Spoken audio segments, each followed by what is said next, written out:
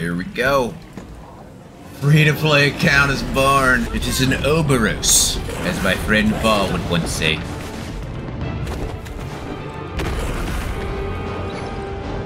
Free-to-play gamer. Of course someone is taking my name. Why wouldn't they? Alright, Free-to-play gamer 7 in honor of Nanago. There we go. That's still cool. I wish there was more of that, though, to be honest. That's the only time you get to do that. Alright, so we finally did it. Free-to-play gamer is made, and we're ready to go ahead and explore the world. So if you don't know, I'm part of a free-to-play challenge. I have a week to do this, and I am already starting late. So here are the rules again for the free-to-play challenge. I believe my biggest issue is not having the cybernetic arm and not being able to team up with a few friends that might be able to carry me. We can matchmake, so hopefully I can get into some good parties when I need to. So for day one, I'm mainly focused on trying to get to level 40 at least, because I believe once I reach level 36, that's when I start getting that experience boost. But not only do I want to reach level 40, but I want to explore most of the map. So my main goal is to try to explore most of Asperia and kind of use Vera to kind of boost me up along the way. So I'm going to kind of be balancing between the two, at least for today. And hopefully my first SSR is a good one. But the main thing we are trying to get is Dark Crystal, so that way we can pull for Ruby and Annabella, and we have a very strong free-to-play account that should hopefully carry us throughout the week. My biggest thing is that I want to get to level 16, so that way I can get my bounty missions and start getting like some of my vitality. Start using some of that.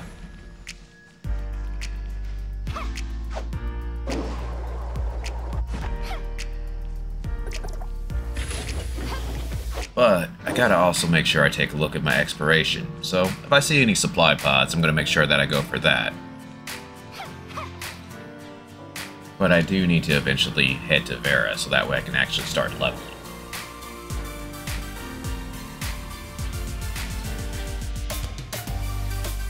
Not really worried about these black nucleus or anything, but if I see them and they're in front of me, I'll go for them. This right here was one of the main things that I wanted to take advantage of in my free-to-play account, because all I have to do is spend 1 gold and I get 50 dark crystals and 5 SSR relic shards. If only I could get some free-to-play Tanium so that way I could actually buy the special gift. Generally, it's best to do the bottom training because it gives the most amount of points, but for these two, they both give a maximum point of 200. So you can do either one in this case. So being a brand new free-to-play account, I knew one of the main things that I needed to go for was trainings, black market, and Cetus Island. So once I got Samir or Tsubasa, I can start awakening them. Then we got the ruins. Now this is ruin A01, and starting out, you ideally want to try to knock out all of the A-type ruins. So that's A01, A02, and A03. The reason being is that these give you your main relics that you're going to use to explore Asperia, which has the most dark crystals, and probably the second one would be Artificial Island, but you can't go there until you're level 50. And we made it to Hykro, so this is pretty much where the story really starts beginning. Once I get past this little story cutscene, we're going to be able to get my vehicle, which I really need to get around because I don't have the best vehicle in the game, Claudia. And this is also going to allow us to basically go to Vera to where we can get the most experience. But like I said earlier, I'm going to be switching from Vera to Asperia because I want to explore most of Asperia because it has supply pods with dark crystals, which is going to really help me get those very strong limited SSR characters. But I don't want the level to get too high to where it's going to be very difficult to kill the monsters.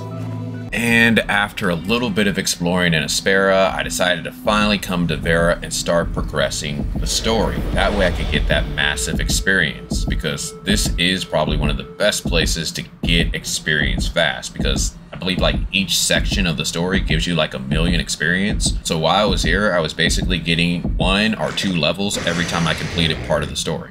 Once you enter Vera and you do the starter quest to where you meet Lynn and Ruby, that's when you're able to start accessing most of the other features of the game. You get access to Mia's Kitchen, your vitality, you can do your daily bounties, So this is actually fairly important to do, and it's something you want to make sure you knock out on the first day. On top of that, you can actually start participating in some of the events and the supply runs that the game gives you. Alright, let's see if my free-to-play account is lucky. I need this. I need crystal fragments. If I can get 10 crystal fragments, that's epic. So far, terrible. Okay, purple. Something good at least. Oh, it's probably the worst I could get. All right, we got 3 more tries. Oh, come on. Okay. 2 more. Oh, a yellow. What is it? Yes! Yes! I can get a combat engine. Let's go.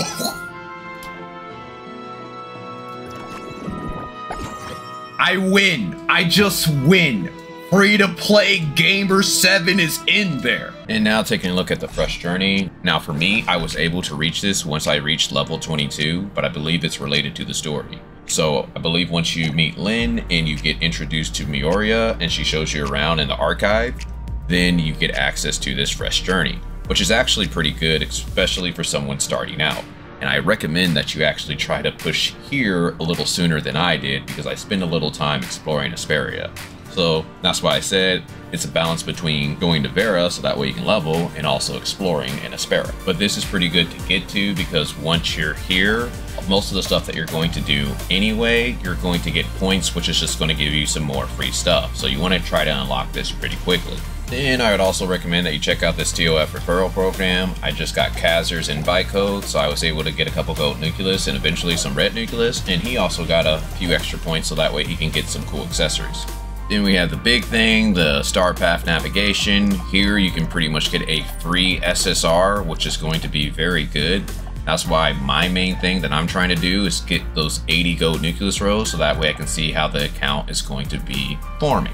And the last thing that I recommend that you take advantage of are Tower of Fantasy codes. Now, most of these that I'm using in the video have been active for a very long time, to where these came out December 25th last year. Some might still be active, even some from the very beginning of the game. So make sure you take advantage of that, so that way you can get that extra power. So here you see me doing daily bounties. Now you can either choose to do Aspera or you can do Vera.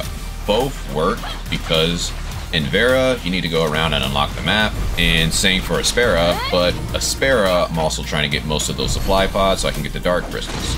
That's why I chose to do Aspera, but either one works depending on what you're going to be doing for the day. So if you feel like you're going to be spending most of your time in Vera, probably do Vera. If you're going to spend most of your time in Aspera, probably do Aspera.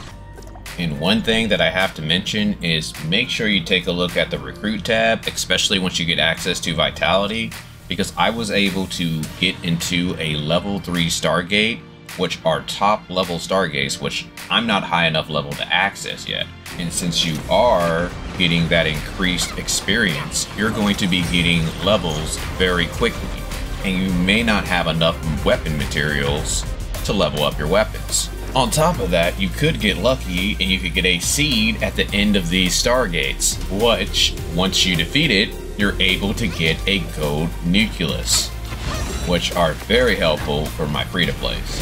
One thing I recommend that you do if you are someone who is starting a free-to-play account is take a look at the event. So right here, you see me doing the Fall Guys event. And the main reason why I did this is because you can get some pretty nice rewards.